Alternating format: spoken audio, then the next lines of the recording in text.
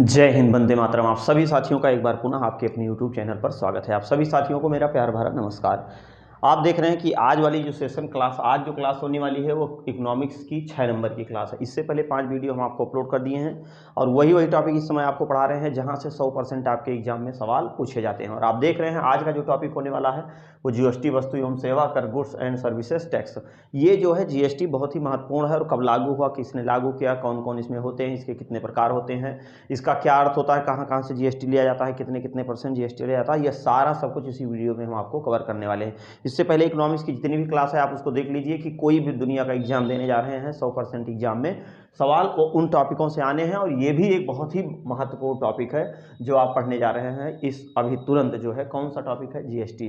तो इकोनॉमिक्स लगातार इस समय चल रही है। हिस्ट्री की क्लास आपकी रिवीजन एकदम जीरो से शुरू हो गई है और मैथ्स की क्लासेस भी चल रही हैं और उसके साथ साथ जो हम लोगों की मध्यकालीन इतिहास, बाबर, अकबर, शेर शाह सूरी वहाँ तक पहुँचा, उसके आगे भी कक्षाएं चल रही हैं। ज्योग्राफी और पॉलिटी की ये दोनों क्लासेज जो है कक्षाएं आपको इसी चैनल पे प्लेलिस्ट में जाइए, सारी की सारी कक्षाएं आपको पूरा फुल कोर्स उस पर आपको मिल जाएगा। बाकी अगर समय रहा तो जल्द से जल्द वो भी कक्षाएं आपकी शुरू हो जाएंगी।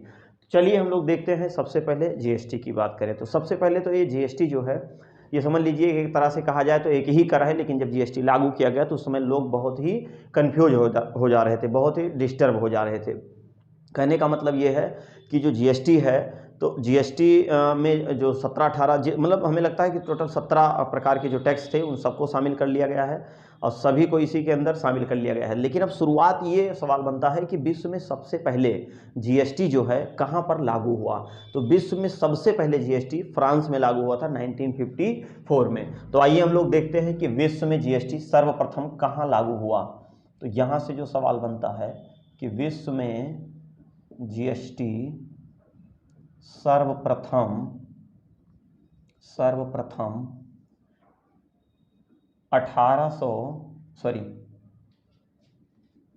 1954 ईस्वी तो कहाँ लागू हुई? फ्रांस में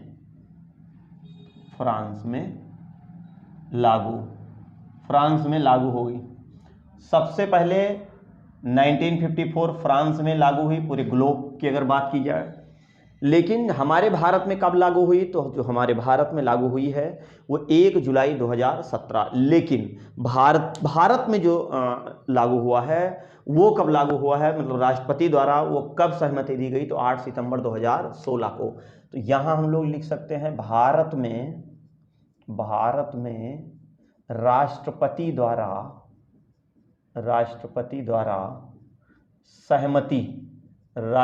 द्वारा सहमति। भाई जैसे कोई बिल विधेयक होगा तो अंतिम रूप से वो कहीं ना कहीं राष्ट्रपति की ही सहमति होगी, लेकिन राष्ट्रपति उतने कहेंगे जितना संसद के सदनों द्वारा कहा जाए। मतलब पीएम, भारत के प्रधानमंत्री साहब जो हैं वो जितना कहेंगे उतने करेंगे, वो अपने मन से कुछ नहीं कर सकते। तो 8 सितंबर 2016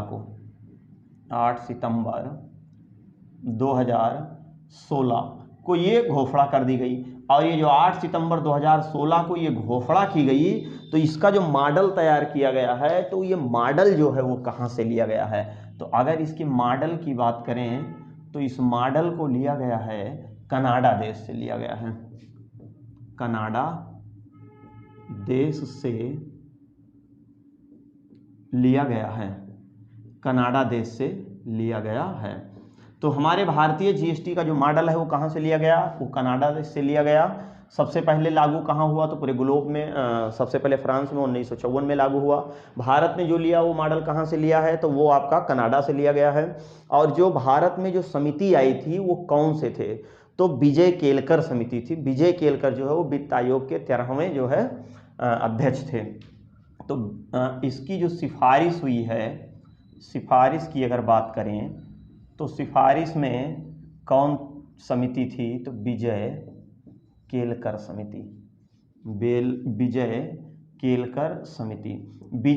समिति की सिफारिश पर क्या किया गया? इसको लागू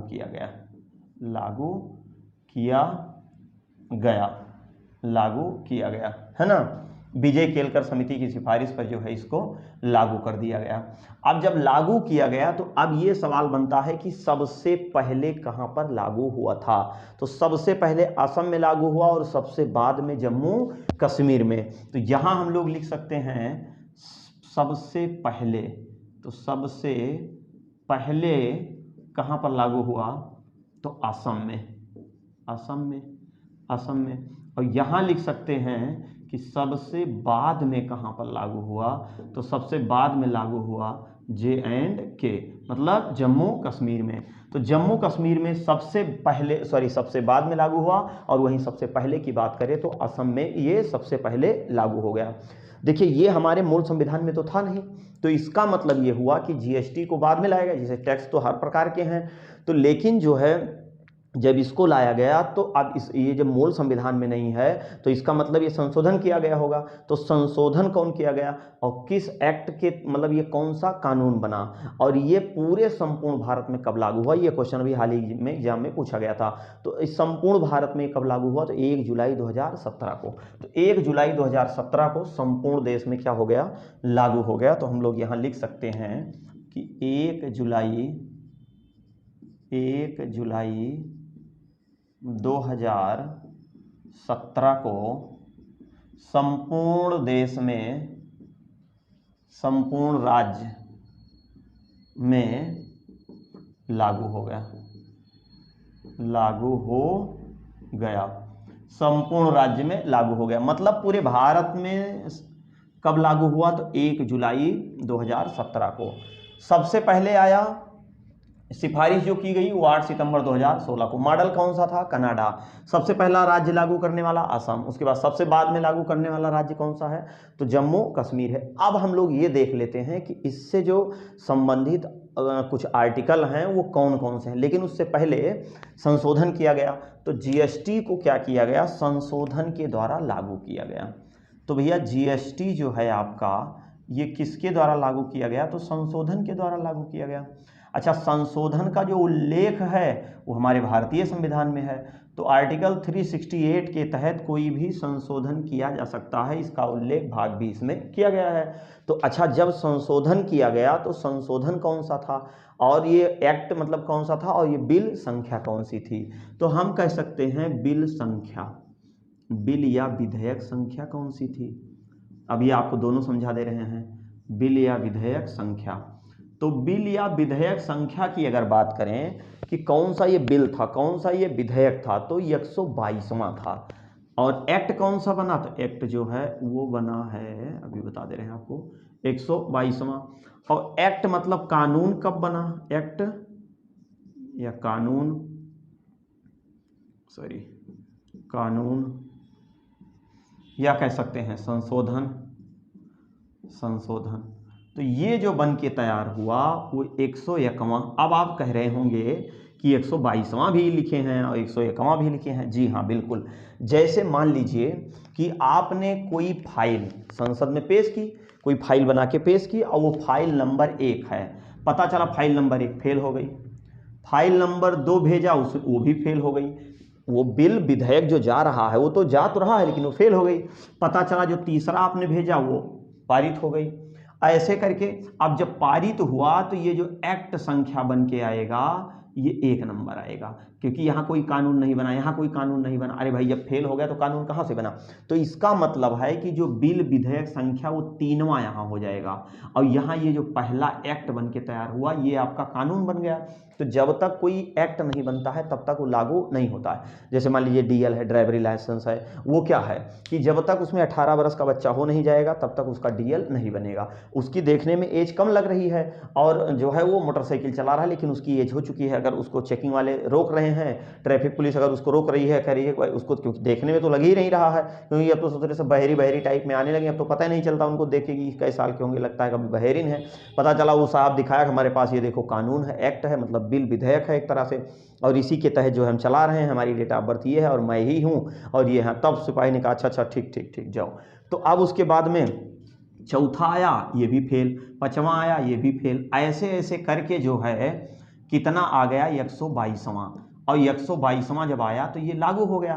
तो इधर जो फेल हुआ था वो नहीं जोड़ा जाएगा, जो कानून बना था केवल वही जोड़ा जाएगा। तो इसमें आप देख लिए जो फेल हुआ 2 वो नहीं, कानून कब बना 1, तो ये 3वां था 1 बना। उसी प्रकार 122वां बिल विधेयक संसद में गया था और जब वह पारित हो गया तो वह एक्ट का रूप कौन सा लेता है, वो 101वां का। तो उसी प्रकार से आपका एक्ट बन गया और जब तक कोई एक्ट या कानून नहीं बनता है तब तक कुछ लागू नहीं होता है। अच्छा, अब इससे संबंधित हम लोग कुछ आर्टिकल देख लेते हैं। देखिए अगर एक राज्य से दूसरे राज्य में आप व्यापार कर रहे हो, देखिए हमारे भारत के जैसे भी आपको टाइप ऑफ जीएसटी बताएंगे, जीएसटी के प्रकार कितने होते हैं, है ना, सीजीएसटी कौन सा होता है, एसजीएसटी कौन सा होता है, यूटी जीएसटी कौन सा होता है, आईटी जीएसटी कौन सा होता है, आईजीएसटी कौन सा होता है, ये सारा सब कुछ आपको बताएंगे। तो अब इससे संबंधित कुछ महत्वपूर्ण आर्टिकल हैं।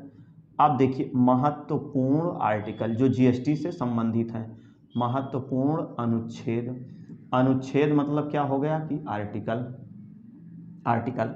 तो एक आर्टिकल यहाँ पर आ रहा है, एक आर्टिकल, और एक आर्टिकल आपका ये आ रहा है। देखिए 2 आर्टिकल हैं। एक तो आर्टिकल आपका ये है कि जो एक राज्य से दूसरे राज्य में अगर कोई व्यापार करना है तो उसको क्या कहते हैं, आईजीएसटी। अब आईजीएसटी का मतलब क्या होता है, इंटीग्रेटेड, मतलब एक राज्य से दूसरे। तो यहाँ पर जो है ये आईजीएसटी, आईजीएसटी मतलब एक राज्य से दूसरे राज्य में अगर आपको व्यापार करना है तो उससे संबंधित आर्टिकल कौन सा है, 269, 269 ये ए है, 269 ए। और उसके बाद जो एक काउंसिल बनाई गई है ना, जो एक काउंसिल बनाई गई, तो अब ये जो काउंसिल बनाई गई तो ये काउंसिल का कौन सा एक्ट था, तो काउंसिल का जो एक्ट था, काउंसिल का देखिए ये आपका कौन सा है 269, तो वो 279, एक अंक बढ़ जा रहा है। देखिए 2 is 6 ये और ये 9 और ए ये दोनों रहेगा। ए मतलब कि भाई देखिए यहाँ पर जो लगा होता है ये सब आपको संविधान में हम आपको बहुत अच्छे से बताए हैं। तो ये जो आईजीएसटी है मतलब एक राज्य से दूसरे राज्य में अगर हमें व्यापार करना है, जीएसटी टैक्स से संबंधित लेना देना है, तो वो 269 मतलब 269 का ए। और अगर कोई काउंसिल या कोई संस्था अगर उसको मैनेज कर रही है, उसका देख रेख भाई किया जाएगा ना, कोई एक संस्था बनेगी जिसमें कितने सदस्य होंगे, वित्त मंत्री उसके अध्यक्ष होंगे, फिर राज्य एक मंत्री होंगे, फिर 28 इसमें राज्य हैं, 2 केंद्र शासित प्रदेश हैं जहां पर विधानसभा है। तो ये कुल मिला के 32 जब लागू हुआ था उस समय 33 था। अभी आगे हम लोग चर्चा करने वाले हैं।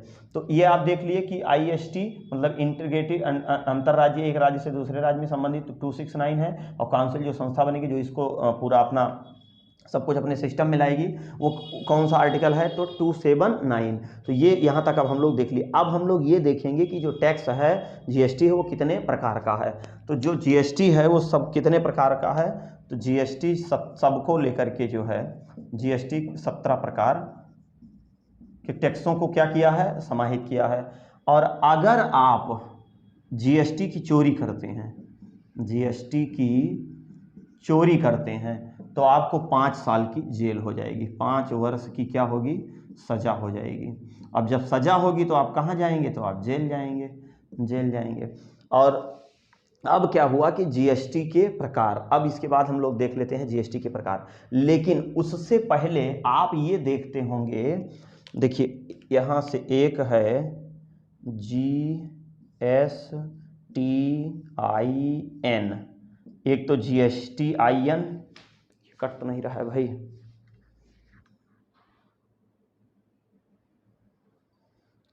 एक सेकेंड थोड़ा सा, चलिए सर है, सही है। तो एक तो आपका GSTIN है और एक GSTN है। तो एक आपका GSTN है, ऐसे लिखा रहता है, एक GSTN है और एक GSTIN है। तो जो GSTIN है एक इन है और एक एन है। तो एन क्या है, ये एक पोर्टल है कह सकते हैं, मतलब रजिस्ट्रेशन करने का, रजिस्ट्रेशन करने का पोर्टल या नेटवर्क कह सकते हैं, नेटवर्क। ठीक, यहां पर जैसे मान लीजिए आपको जीएसटी बनवाना है, कोई बिजनेस वगैरह करना है, तो आप सबसे पहले उसके लिए एक फर्म बनवाएंगे, फर्म मतलब वही जीएसटी। तो आप जाएंगे किसी सीए के पास, चार्टर अकाउंट, तो वो जो चार्टर अकाउंट होगा वो आपसे पूरा डिटेल लेगा भाई, आपका आधार कार्ड लेगा, पैन कार्ड लेगा, और उसके बाद फ़ोटो आपसे लेगा, पूरा आपका डिटेल लेगा, बिजली का बिल लेगा, मतलब अस्थाई निवासी आप कहाँ के हैं, सारा सब कुछ कागज़ ले करके, और वो किस पर, जो GST-TN मतलब जो पोर्टल है वहाँ से, यहाँ से कहने का मतलब है कि यहाँ से GSTIN का रजिस्ट्रेशन नंबर मिलता है, नंबर कह सकते हैं, नंबर मिलता है। आप देखिए उसको चले आएंगे, वो अपना 1-2 दिन में, 1 हफ्ते में बना करके सब कुछ आपको दे देगा। ये देखेगा इस नाम से कोई फर्म वगैरह तो नहीं है। तो GSTN का मतलब ये हो गया कि यहाँ से आप क्या करते हैं, रजिस्ट्रेशन करते हैं। अच्छा, जब रजिस्ट्रेशन आप कर लेंगे तो वो जो नंबर आपको मिलेगा वो कितने अंक का होता है, एक तो क्वेश्चन ये है। तो ये जो GST-TIN, तो ये आइडेंटिफिकेशन नंबर है। IN का मतलब हुआ आइडेंटिफिकेशन नंबर, और एन से क्या हुआ, नेटवर्क, और GST नेटवर्क, ये आपका क्या होगा, GST आइडेंटिफिकेशन नंबर। इसकी संख्या कितनी होती है, 15 होती है। इसकी संख्या कितनी होती है, 15, संख्या बराबर 15 होती है। अब 15 जो होती है तो चलिए ठीक है, तो इसमें शुरुआत के जो 2 नंबर होते हैं, ये आपका मान लीजिए, और ये, तो ये 2 नंबर जो होते हैं ये आपके राज्य कोड होते हैं। जिस राज्य के आप निवासी हैं उस राज्य का कोड संख्या होता है, तो राज्य का कोड होता है। उसके बाद फिर इसमें प्लस जो है 10 अंक होते हैं, और 10 अंक होते हैं, उसमें कुछ लेटर भी होते हैं, कुछ डिजिट भी होते हैं, ऐसे करके जो है 1 2 3 4 5 6 7 और इधर 8 और इधर 9 और इधर 10, ये जो नंबर होते हैं आपके, ये आपके पैन नंबर होते हैं। पैन नंबर जो आपका होता है वही इसमें लिख दिया जाता है, पैन नंबर होता है, पैन नंबर होता है। ये कितने का होता है, ये 10 का होता है। ये कितने का हो गया, तो ये 2 का हो गया। अब प्लस 3 और होता है, 3, ये जो होता है ये GST मशीन जो निर्धारित करके दे देती है, मशीन द्वारा, इसमें डिजिट भी हो सकता है और वो, तो टोटल मिला करके ये कितना हो गया, तो ये टोटल मिला के 15, इतना आपको देखना है। अंतिम के जो 3 अंक होते हैं वो मशीन निर्धारित करती है, बीच के जो 10 अंक होते हैं वो आपके वही जो टोटल पैन नंबर आपका होता है, AINPRY फलाना धमाका जो भी होता होगा, और शुरुआत के जो 2 अंक होते हैं वो राज्य के कोड होते हैं। अब ये इन का मतलब हुआ आइडेंटिफिकेशन नंबर की, मतलब अब आप कोई व्यापार भारत में रह करके कर सकते हो, ये सारा सब कुछ आपका। और एन का मतलब क्या होता है, नेटवर्क होता है। नेटवर्क मतलब जहां पर जा करके आप उस GST को क्या करते हो, जो है रजिस्ट्रेशन करते हो। तो ये सारा सब कुछ आपको हमने बता दिया। अब इसका स्क्रीनशॉट लीजिए, उसके बाद तब हम लोग आगे चलते हैं। अच्छा, नीचे कट रहा था, चलिए इसका स्क्रीनशॉट लीजिए, फिर हम लोग आगे चलें। चलिए अब आप इसका स्क्रीनशॉट ले लिए, अब हम लोग इसके आगे देखते हैं। जैसे अभी तक हम लोग पूरा ये देख लिए कि GST का रजिस्ट्रेशन कहाँ होगा, कैसे होगा, उसमें कितने अंक होते हैं, ये सारा सब कुछ। अब हम लोग देख लेते हैं कि GST काउंसिल के बारे में। तो GST काउंसिल की अगर बात करें, GST काउंसिल, तो GST काउंसिल की अगर बात करें तो इसमें जब लागू हुआ था तो इसमें टोटल 33 थे, लेकिन इस समय सदस्यों की संख्या कितनी हो गई है, 32। लागू के समय कितना था, 33 था। क्यों, आइए देख लेते हैं हम लोग इसमें कौन कौन से लोग शामिल होते हैं। देखिए सबसे पहले तो इसमें जो वित्त मंत्री होते हैं, केंद्रीय वित्त मंत्री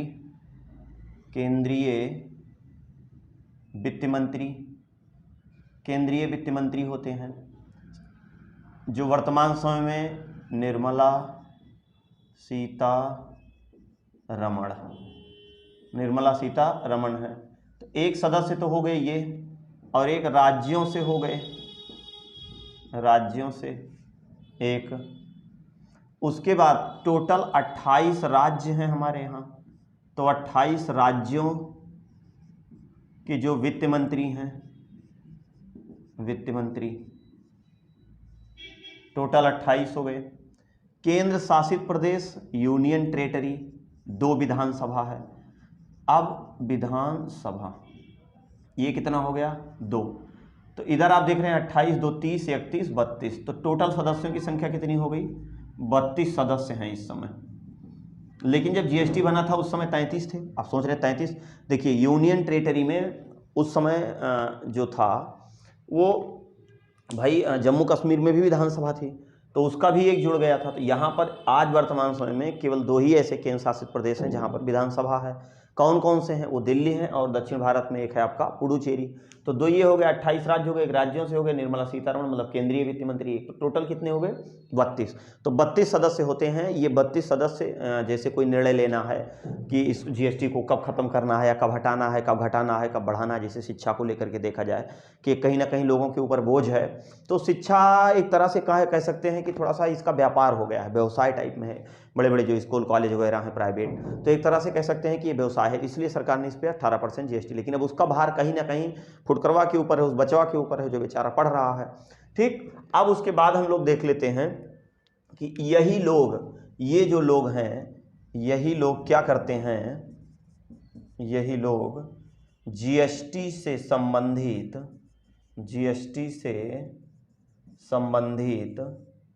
समस्याओं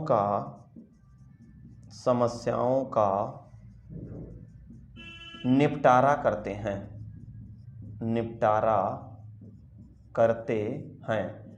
ये लोग, यही लोग क्या करते हैं, समस्याओं का निपटारा करते हैं।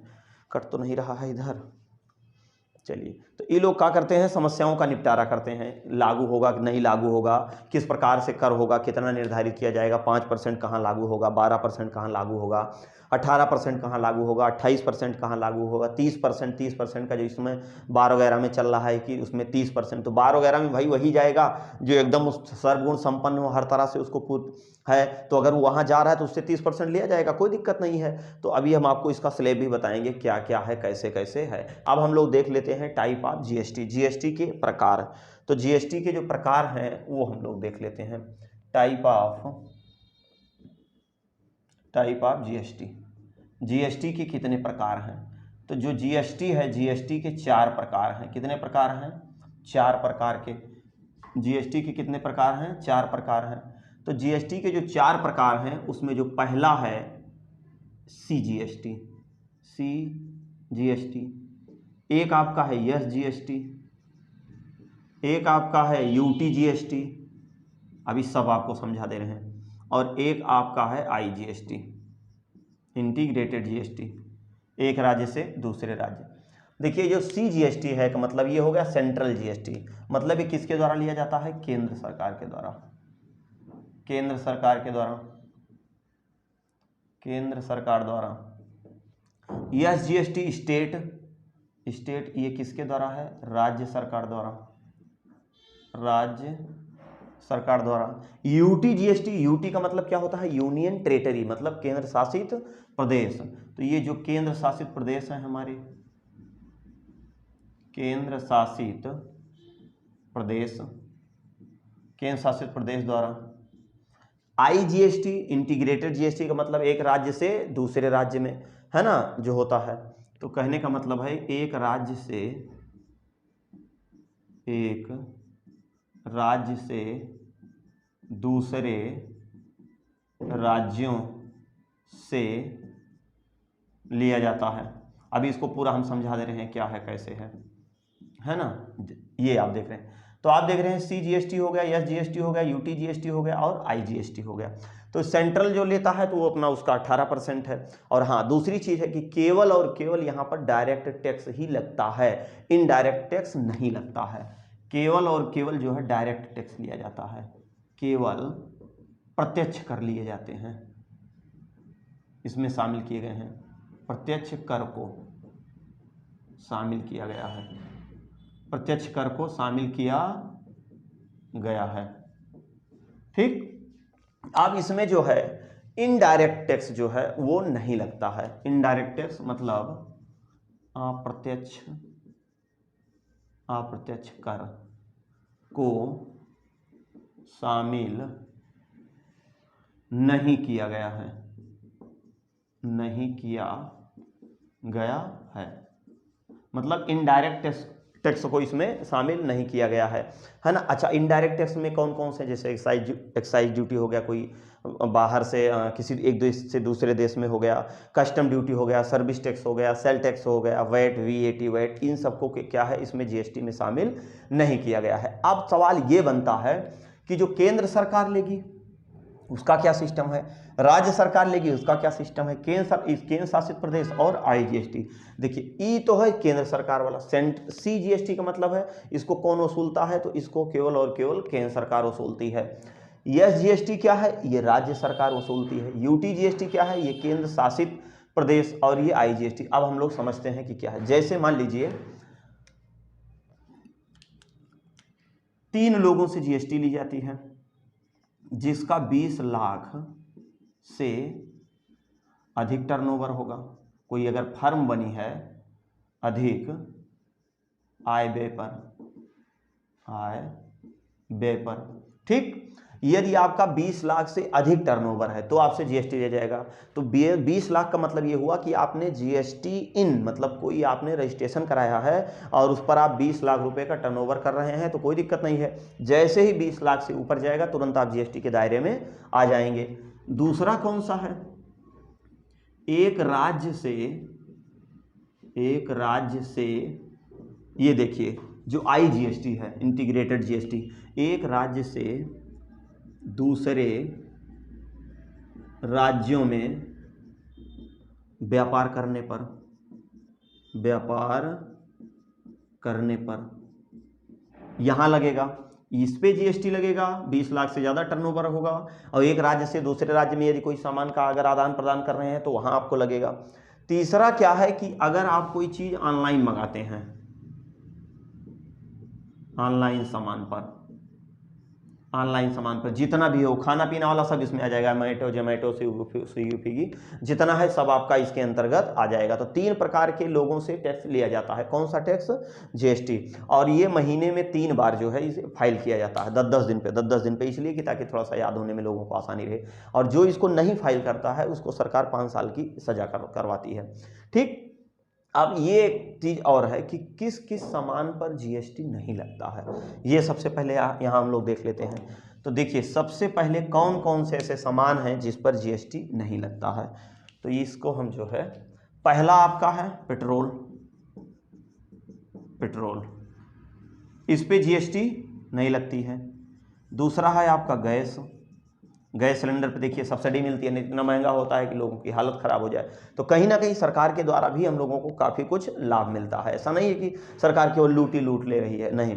पेट्रोल हो गया भैया, गैस हो गया, शराब लो भैया, मौसम बनाए रहो, शराब। वैसे शराब तो हमें लगता है कि पूरे इंडिया में बैन कर देना चाहिए। बिहार में मान लीजिए बैन है तो और भी स्थानों पर क्या कर देना चाहिए, इसको बैन कर देना चाहिए। दूसरा चीज़ इलेक्ट्रिसिटी बिल पे, तो चौथे नंबर पे हम बिजली का बिल लिख सकते हैं, बिजली का बिल, ये ठीक, इस पे जीएसटी नहीं लगती है।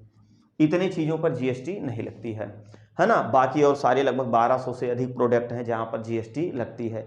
अब हम लोग ये देख रहे हैं कि थोड़ा सा इसको समझा देते हैं, सीजीएसटी और एसजीएसटी। देखिए, सीजीएसटी क्या हो गया, ये केंद्र के द्वारा लिया जाता है 18%।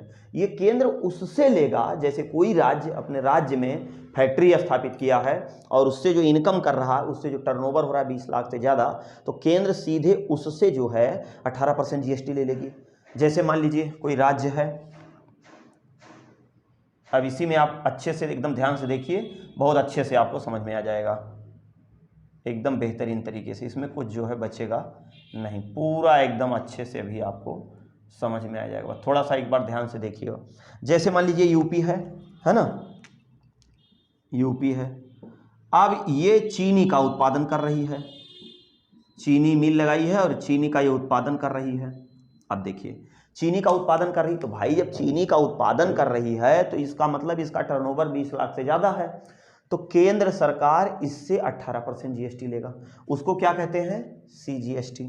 केंद्र यहाँ उस कितना ले रहा है, सीजीएसटी कै % ले रहा है, 18%। अब चीनी बन के तैयार हो गई, अब इस चीनी को मान लीजिए यूपी में ही बेचा जा रहा है, वहीं बनाया गया और उसी राज्य में बेचा गया।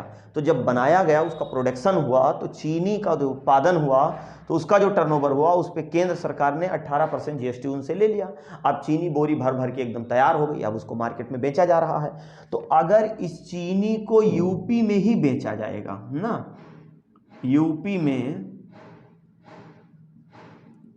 में ही बेचा जाएगा, ठीक। देखिए अब यूपी में बेचा जाएगा, तो जब ये यूपी में बेचा जाएगा तो भाई इसका बेचने का भी तो उसको प्रॉफिट होना चाहिए।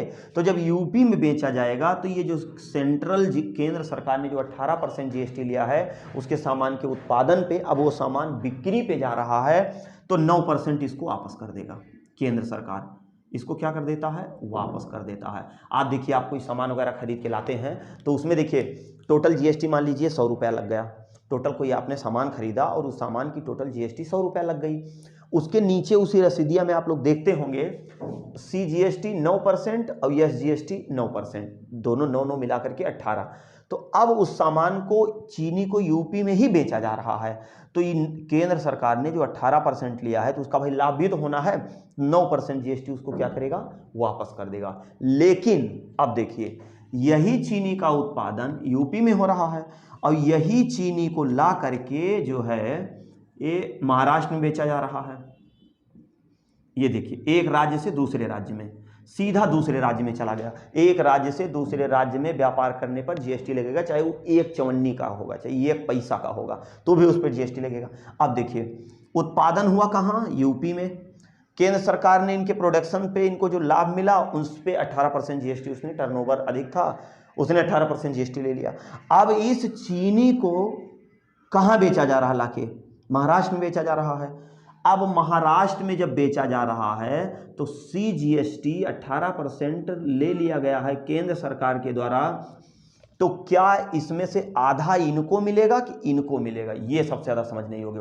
इनको कुछ नहीं मिलेगा, ये बेचारे इसे टुकुर टुकुर टुकुर टुकुर देखेंगे, ओ हो मेहनत हम कर रहे हो, मजा मार रहा ई। तो अब जब महाराष्ट्र में बेचा जाएगा तो महाराष्ट्र को SGST के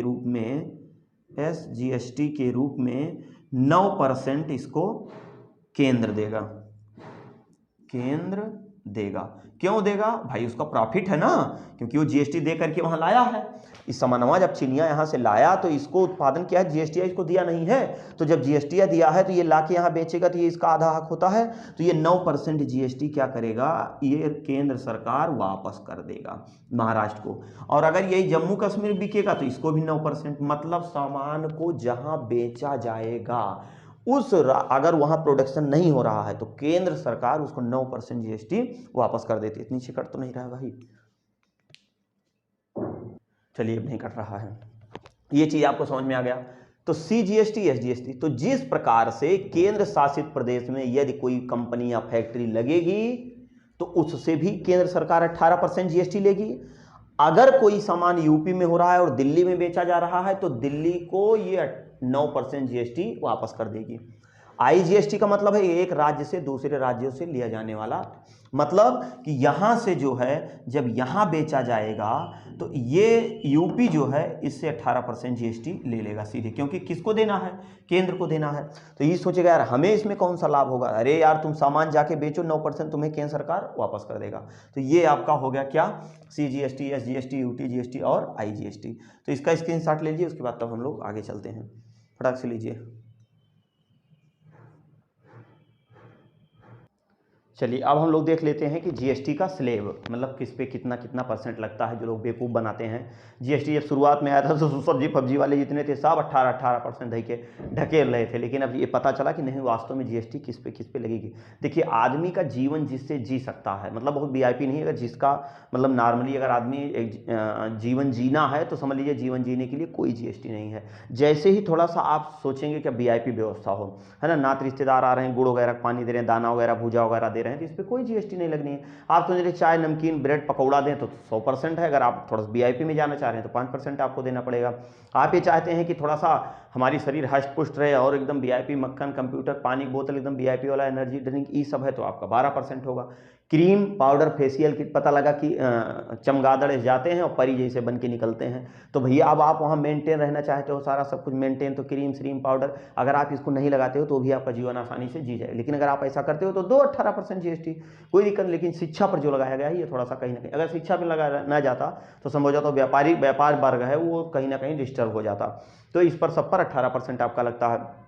दूसरा चीज़ 28%, अगर आप वीआईपी कार चलना चाहते हैं, एसी वगैरह लगाना चाहते हैं, एयर कंडीशनर वगैरह सारा सब कुछ है ना, सीमेंट से लगा करके एकदम सीमेंट वगैरह एकदम बेहतरीन मकान, आप वीआईपी सब कुछ, तो वहाँ आपको 28%। 30% GST आपका इसमें बार बार पे है ना, संभवतः चल रहा है। 30% GST का जो है वो केवल बियर बार पे है ना, बियर बार जो है, जो बियर बार बनाए, तो यहाँ आप तभी जाएंगे जब आपके पास दही के ढकेला होगा। तो आप देख रहे हैं 5% कृषि हो गया, दूध, अंडा, आटा, मैदा, ये सब घर के अंदर जो सारी चीज़ें हैं इस पर आपका कोई परसेंट नहीं है, इस पर आपको एक को GST नहीं देना है।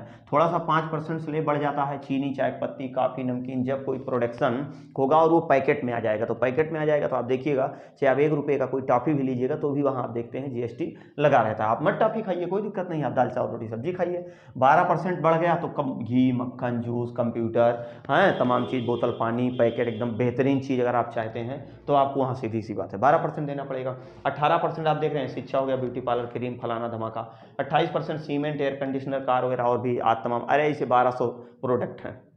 30% केवल बियर बार और इस सब पे लगता है। तो इस प्रकार हमने आपको GST बहुत अच्छे से पढ़ा दिया। अब यहाँ से इससे बाहर एक भी क्वेश्चन नहीं आना, इतने में ये आपको सारा सब कुछ हो जाएगा। GST जो रिटर्न होता है वो 3 महीने मतलब माह में 3 बार होता है, और CA जो चार्टर अकाउंट होता है उसी के द्वारा किया जाता है। इसका रजिस्ट्रेशन वगैरह, नंबर वगैरह सब कुछ हमने आपको बहुत अच्छे से इस वीडियो में पूरा कंप्लीट कर दिए हैं। तो इसका स्क्रीनशॉट लीजिएगा और प्ले लिस्ट में जो इकोनॉमिक्स की वीडियो है आप लोग उसको पढ़ते रहिए, और हिस्ट्री के जो लाइव क्लासेस चल रही हैं वहाँ पढ़िए, मैथ की जो रिकॉर्डेड वीडियो है वहाँ, मतलब आपको यूट्यूब पर कोई एप्लीकेशन नहीं है, कोई फीस नहीं है, कोई चार्ज नहीं, एक तरफ से लगातार से आपको कंटिन्यू कक्षाएं मिल रही हैं। तो इसको आप नोट कर लीजिएगा। मिलते हैं नेक्स्ट वीडियो में, तब तक के लिए जय हिंद, वंदे मातरम। आप सभी साथियों को मेरा प्यार भरा नमस्कार, बहुत बहुत धन्यवाद।